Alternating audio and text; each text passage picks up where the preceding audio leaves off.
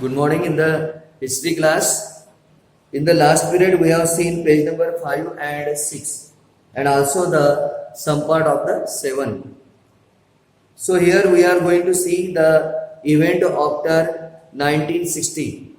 1960 के बाद इंडिया में क्या चेंजेस हुए ये हमने देखा. हमने अटल बिहारी वाजपेयी तक देखा. When the Atal Bihari Vajpayee became the Prime Minister of India. So see the Indian economy. Indian economy के बारे में देखेंगे हम. Right from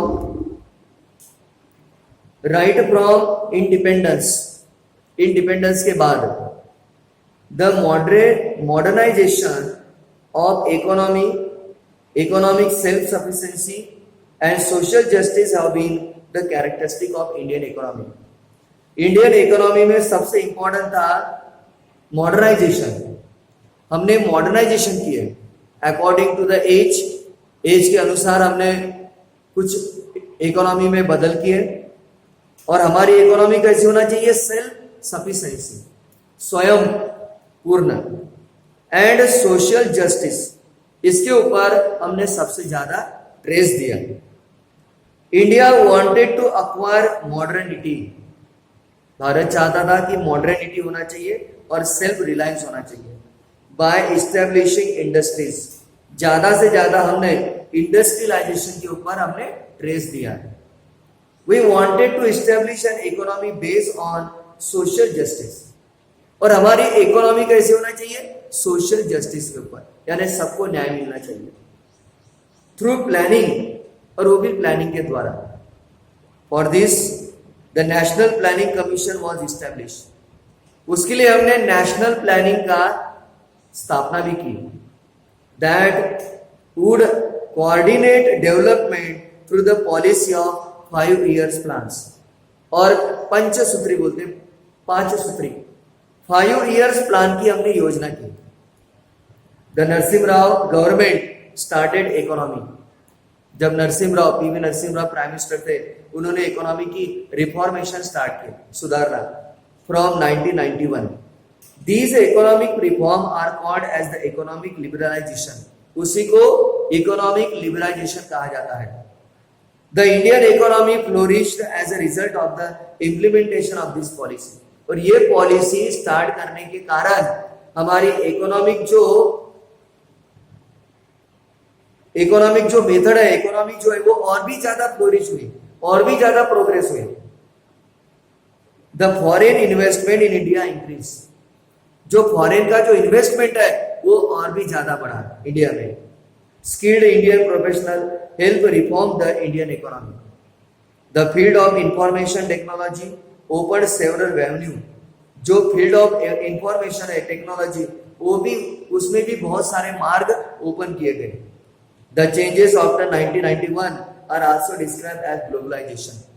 1991 में जो चेंजेस हुए, it is called as a globalisation. उसको ग्लोबलाइजेशन के नाम पर भी हमने डिस्क्राइब किया. Then next point, science and technology. फिर उसके बाद का पॉइंट है नेशनल साइंस और technology. 2 major event must be mentioned. हमने 2 इवेंट यहाँ पे मेंशन करना चाहिए while describing India's efforts towards the self-reliance.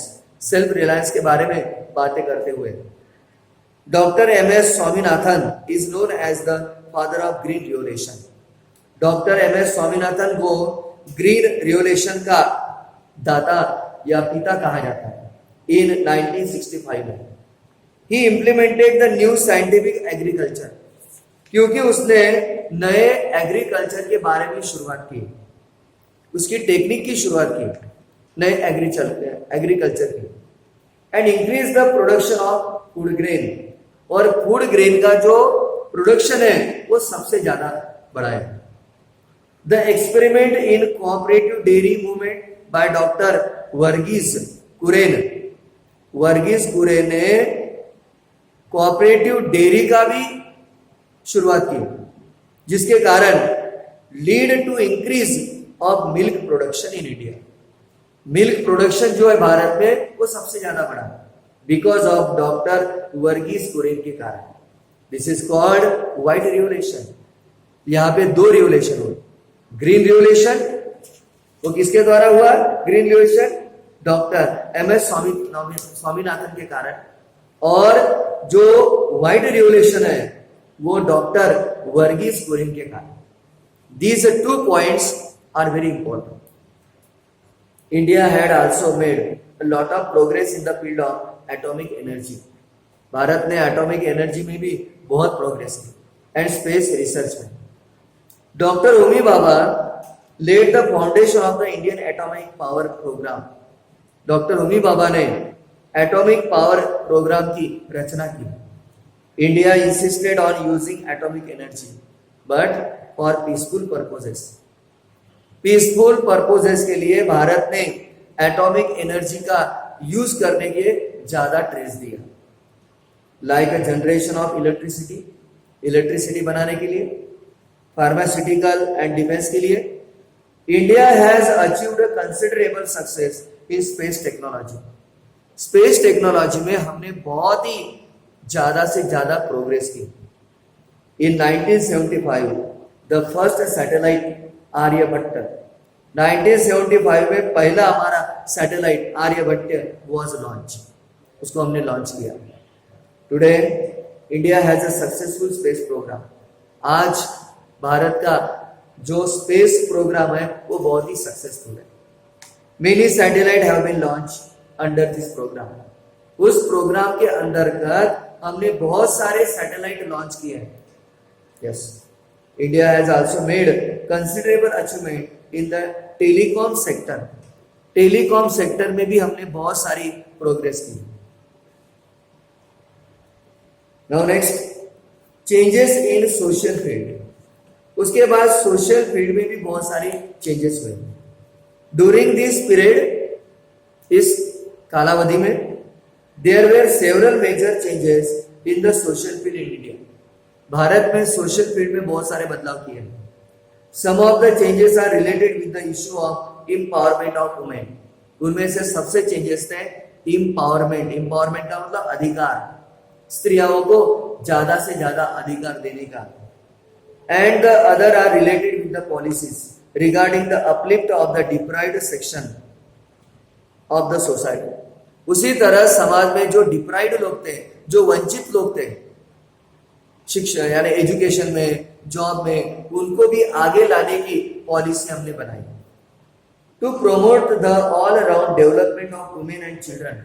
बच्चों का और वुमेन का ऑलराउंड डेवलपमेंट करने के लिए we have separate department of women and child development was created in 1985।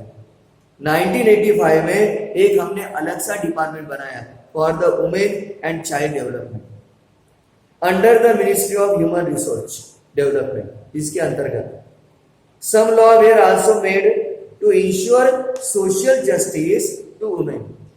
स्त्रियों को सामाजिक न्याय देने के लिए भी हमने कुछ कानून भी बनाए to help the implementation of various scheme in this direction. और इस डायरेक्शन में बहुत सारे इम्प्लीमेंटेशन और स्कीम भी बनाई गई। They include the prohibition of dowry act, जो हुंडा पद्धति है उसको भी हमने बंद कर दी। Equal remuneration act as per the 73rd and 74th constitution amendment. 73rd और 74th के कॉन्स्टिट्यूशन में भी हमने अमेंडमेंट किया, सुधारणा की। Seats way reserve for women in the local self government bodies. Self government के लिए हमने कुछ स्त्रियों के लिए कुछ सीट जो है वो रिजर्व की है। According to the makers of Indian constitution, जो भारत के कॉन्स्टिट्यूशन मेकर है, some constitute of the Indian society were deprived of dignity and equal opportunity due to the caste system. Caste system के कारण कुछ लोगों को हम एक डिग्निटी यानी रिस्पेक्टिवली हम क्या करेंगे, उनको अपॉर्चुनिटी देंगे। The Kaka Saheb Kalelkar commission was set up in 1953। उसके लिए 1953 के लिए हमने काका साहेब कालेलकर कमीशन की स्थापना की। To make a recommendation so as to improve their condition, उनकी कंडीशन इंप्रूवमेंट करने के लिए। In 1978 commission was constituted under the chairmanship of B P Mandal, जो मंडल आयोग कहा जाता है, to study the issue of the backward classes. Backward classes की पढ़ाई करने के लिए, उनको ऑब्जर्वेशन करने के लिए हमने 1978 में कालेरकर कमीशन की स्थापना की। The policy of reservation was adopted, reservation policy भी हमने अडॉप्ट की in order to strengthen the representation of backward section in various services and institution. बहुत सारे सेवा में और इंस्टीट्यूशन में हमने कुछ पोस्ट रिजर्वेशन भी किए। The government pass the prevention of atrocity act in 1989 to enable those belonging to schedule caste and tribes to live with the dignity and respect. जो शेड्यूल कास्ट लोग हैं उनको रिस्पेक्टिवली रहने के लिए उन 1989 में हमने कुछ शेड्यूल कास्ट के लिए कुछ कानून भी बनाए, कुछ बिल भी पास किए। Free from fear and violence, operation of the upper class, जो अपर क्लास है उनसे बिना डरे हुए वो भी एक रिस्पेक्टफुली अपना जीवन बिताएंगे, इसका हमने बिल भी पास किया। So here we have completed. Now the last point is globalisation. This lesson का लास्ट पॉइंट है globalisation. Globalisation brought about many changes in different field. Globalisation के कारण बहुत सारे फील्ड में हमने चेंजेस किए। वो फील्ड है economic, politics, science, technology, society and culture. We have discuss some of the changes in above paragraph. पीछे यानी इसके पहले के पैराग्राफ में हमने बहुत सारा डिस्कशन किया है। India has emerge as a important country on the global scene, यानी पूरी दुनिया में इंडिया एक अलग देश करके उभर रहा है। India is an important member of international organisation like G20, BRICS, यानी G20 में भारत एक नई शक्ति करके उभर रहा है, जिसमें Russia, India, China, south Africa आता है। India has experience an important revolution in the field of telecommunication, और टेलीकम्युनिकेशन में भी भारत बहुत आगे बढ़ रहा है। मोबाइल फोन, इंटरनेट, इनमें भी हमने बहुत सारी प्रगति की है।